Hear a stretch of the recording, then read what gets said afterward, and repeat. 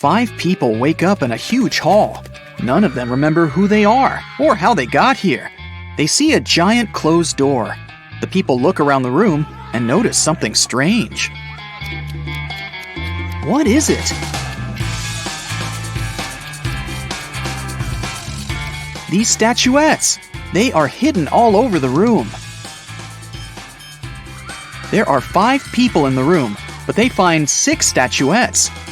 This must be the key, one man says. We need to find out which of the statuettes is the odd one. Can you guess which one? This one. Its eyes are different from those of the others. The people try to use the odd statuette as a key. Come on! And it works. The door opens and everyone enters the next room. But when the man who suggested using the statuettes looks around, he sees that he is alone in there. Suddenly, a ghost of a woman appears in front of him. "If you want to get out, each of you must solve my riddles," she says. "But you will definitely fail." She disappears. The man looks around the room. He finds a strange symbol and a cipher decoder on the table. Can you find 9 other symbols? These are all 10 symbols. The man begins to unravel the message using a decoder. Can you decipher it?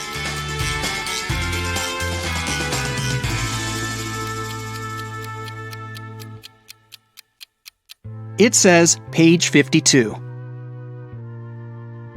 The man opens the book lying on the table. On page 52, there's a riddle written in an ancient language. If you have me, you want to share me. If you share me, you haven't got me. What am I? The man immediately guesses the answer. Can you? It's a secret. The man is surprised that he was able to read the riddle written in an ancient language. The answer is the password to the door. He types it in and the door opens. Suddenly, he remembers. His name is Thomas. He's a linguist and a cryptographer. Meanwhile, in another room, a young man finds himself in a beautiful place full of plants. There are 3 flowers on the table. They giggle maliciously. The sign in front of them reads, "Lying Flowers." The first flower says, "You'll never get out of here, and you'll never get rid of us. Just give up already." The second one says, "I don't remember how you can get rid of us. It was either cutting or uprooting us." The third one says, "Uprooting and plucking us are both proper ways." What should the guy do? Cut the flowers, uproot them, or pluck them?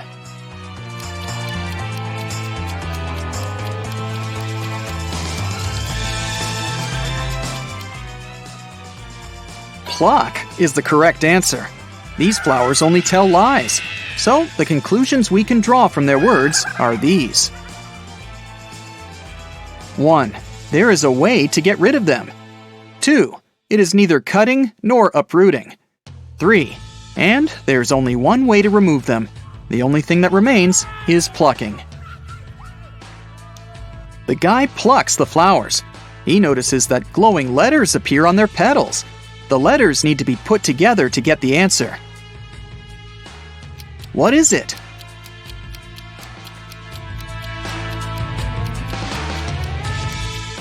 The word is basket. The guy examines the basket and finds a folded note at the bottom. He unfolds it and reads this riddle. In a pond, there are some flowers with bees hovering over them. How many flowers and bees are there if both of the following statements are true? 1. If each bee lands on a flower, one bee won't get a flower. 2. If every 2 bees share a flower, there is 1 extra flower. Can you help the guy crack this riddle? There are 4 bees and 3 flowers. Suddenly, a sunflower bud appears on the table. The guy uses it as a key to the door, and it opens. And then he remembers. His name is John, and he's a gardener.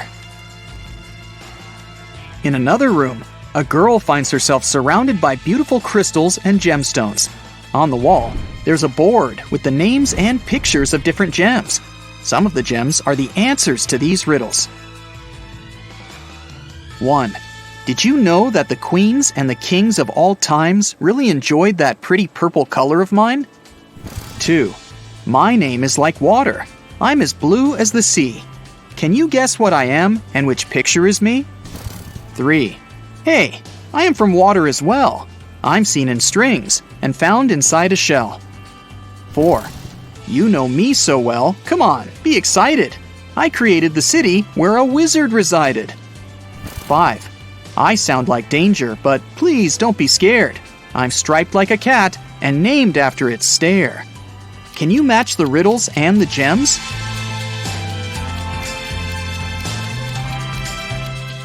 The correct answers are 1. Amethyst, 2. Aquamarine, 3. Pearl, 4. Emerald, and 5. Tiger's eye. The girl hears some noise and notices that the box on the table has opened. She comes up to the box and reads the next riddle. The queen went to the king to complain about her lady-in-waiting. In the morning, the queen put her amethyst necklace in a jewelry box to protect it from sunlight. No wonder, this stone tends to fade in the sun. She spent the day in the library reading books. At one point, she looked out of the window and noticed her lady-in-waiting. She was sitting in the garden, wearing the queen's necklace. The lady-in-waiting began crying and said this was not true. She would never steal from the queen. The king opened the jewelry box and found out that the necklace was still inside. Who is lying?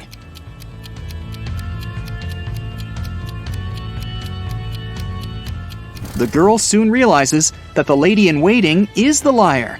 Have you noticed that the amethyst is now much dimmer than before? That means that the lady-in-waiting really wore the necklace outside. The girl solves the riddle. 3 gemstones appear at the bottom of the jewelry box: citrine, garnet, and alexandrite. There's also a note that says, "Figure out the weight of each stone without using scales. This riddle will help you."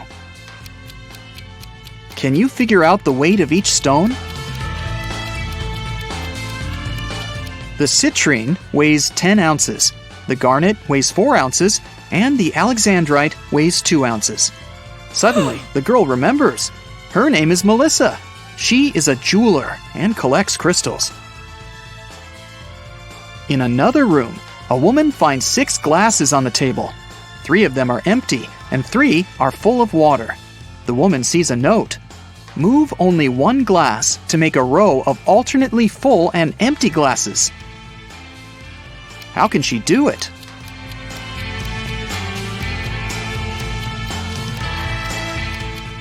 She should take the 5th glass and pour the water into the second one. Suddenly, the glasses disappear. Instead, 2 sets of different ingredients and a note appear on the table. The note says, "Find 3 differences." Can you spot all of them?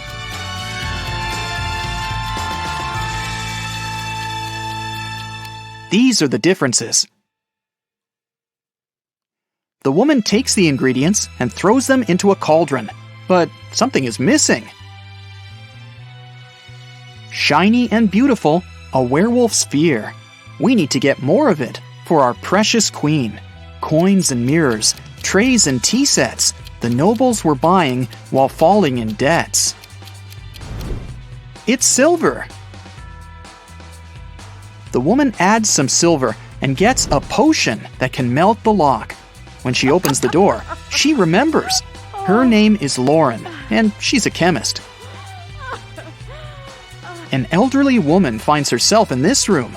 She spots 4 photos on the table. All the photos seem to be taken in different periods of time. The note says, "Is there a person who is present in every photo?" Can you help the woman figure it out?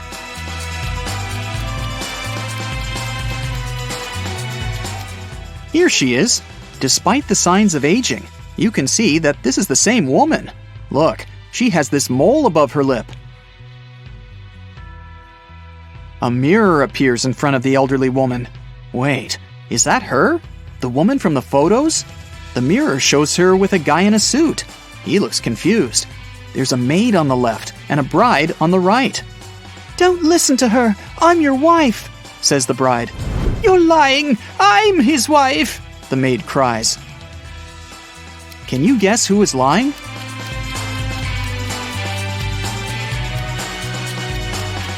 The girl on the left is his wife because she has a wedding ring on her finger. Wait, she also has the same mole above her lip. Is this our elderly woman when she was young? The letters appear in the mirror. IVTCBOE. What does that mean? I'll give you a hint. Try to think outside the box. It's husband. Each letter in this word is replaced by the next letter in the alphabet. And suddenly, the woman remembers. Her name is Brienne. She's a witch, and this is her castle. Brienne opens the door. Everyone else has already gathered outside. "I'm your mother," she says. "We know," Thomas replies. "Another witch tried to steal our father. She erased our memories and put a spell on him. I deciphered the recipe for the potion that can help him remember, but I'll need your help." There is a large cauldron in the hall. Everyone uses their knowledge to prepare the potion. Now Brienne must cast a spell. Solve the puzzle to find out the magic word.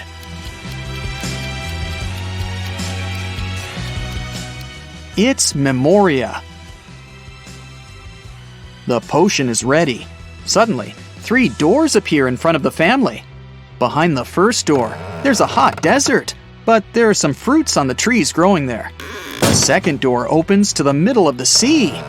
Behind the third door, there's an endless forest. What should the family do?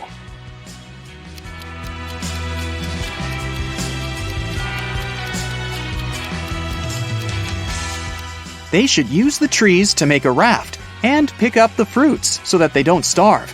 Now they can cross the sea. Meanwhile, Brienne uses a spell to chain the witch. Solve another puzzle to learn the spell she uses.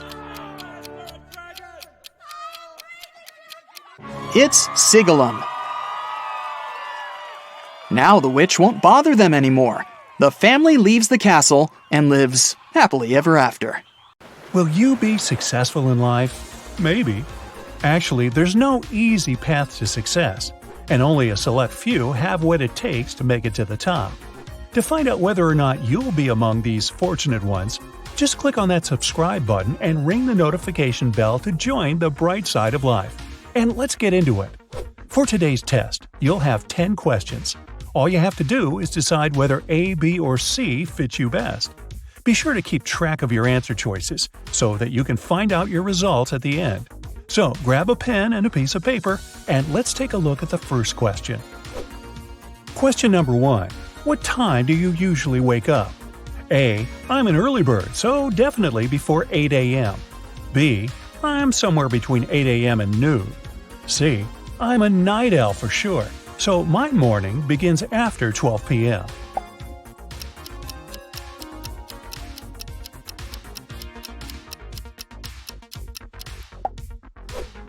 Question number 2.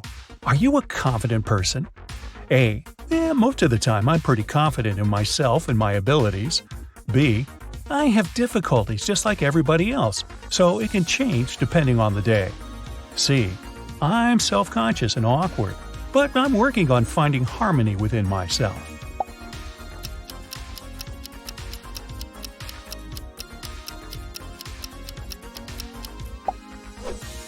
Question number 3. What's your main goal in life? A. I want to be independent, strong, and the best at what I do. B. I'm very family-oriented. I want to have a big house and lots of kids. C. I think happiness and a no-regrets attitude is what we should all strive for. I want to live my life to the fullest and enjoy every second of it.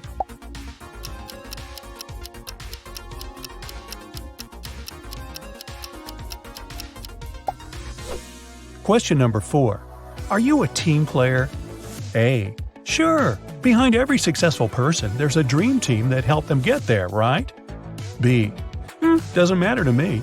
I can work great both by myself and with others. C. Nope. I like to do things my own way.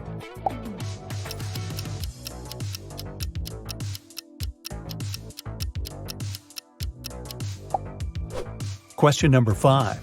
What's your idea of a perfect day? A. Going to a master class, reading, or learning something new. B. Meeting up with friends over a cup of coffee and having long, meaningful talks.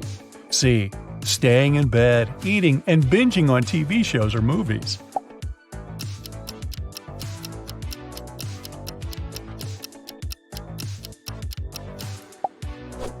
Question number 6. One of your best friends just told you that they got a huge promotion. How does it make you feel? A. Of course, I'm really happy. It's my best friend, and they worked so hard for this. Can't wait to celebrate this victory with them. B. I'm excited for them, sure, but deep down, I'm a tiny bit envious. I wish something like this happened to me. C. Well, good for them, but not going to lie, I'm super jealous. It should have been me.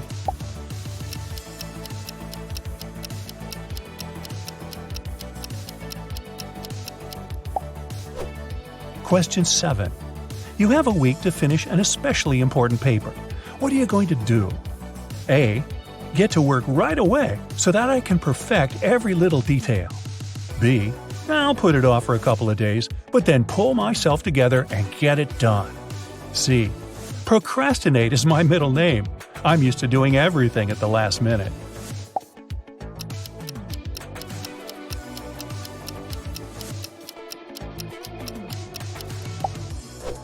Question 8.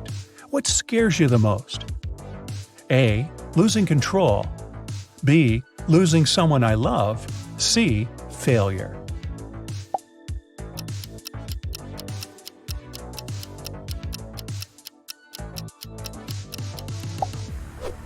Question number 9. You've been working around the clock on a huge project, trying to make it as perfect as it can be. But when you proudly show it to your boss, he harshly criticizes you, saying that you should completely change at least half of your work. What's your reaction? A. I'll listen carefully to every mistake he points out and try to do better. B. It'll certainly hurt my feelings, and I'll feel upset for the rest of the week, but I'll eventually get right back on the horse. C. What? All this effort for nothing? I'm definitely going to be ticked off.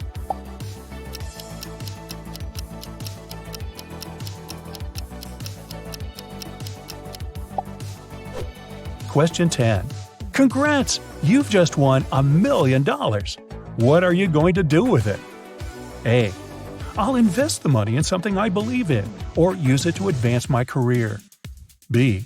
I'll buy a house or a car and save the rest. C. Well, I'm off on vacay to have the best time ever. See ya!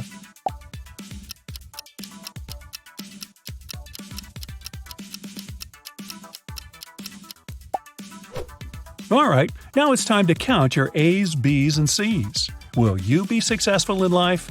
Let's check your results. If you chose mostly A's, congratulations! You're definitely going places, my friend. You have the brains, skills, and determination, and you aren't afraid of making mistakes and failing from time to time. Instead of beating yourself up, you learn and grow. Your motivation is a huge advantage too, since you usually don't need any additional inspiration. You know what you want, and you're excited for the journey. The one thing that's missing from your life is just a little bit of relaxation. Now don't get me wrong, working towards your dream is amazing, but you shouldn't forget about having fun and spending time with your loved ones too. You have to learn to let your hair down every now and then and enjoy the moment. When you find this balance, your life will play out in brand new colors. If option B was your go-to for this test, you have every chance to be successful one day if you put your mind to it. You're smart, ambitious, sweet, and most people really enjoy your company. You have plenty of friends, and you love making new acquaintances. It helps that you can find common ground with about everyone. The only thing that's missing is a little bit of assertiveness.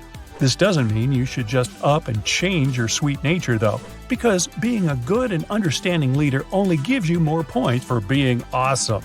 But you still have to learn to say no, be more demanding, and speak up for yourself. There are tons of obstacles on the way to true success, and you need to have inner strength and power to overcome all of them. If you work on this side of your personality, you'll be unstoppable. If you have mostly C's in your tally, then you've got a long way to success ahead of you. And it's not like you don't have the necessary qualities. You're independent, opinionated, and open-minded. But you do lack two of the most important skills: ambition and hard work. You usually prefer to go with the flow and expect things to work out for themselves. Remember, if you want to be successful, you have to be in charge of your own life. Take risks, at least calculated ones, and be willing to put your sweat and tears into it. Your dream won't come true while you're on the couch glued to your TV or phone screen, but it will get closer and closer if you take at least one step towards it every day.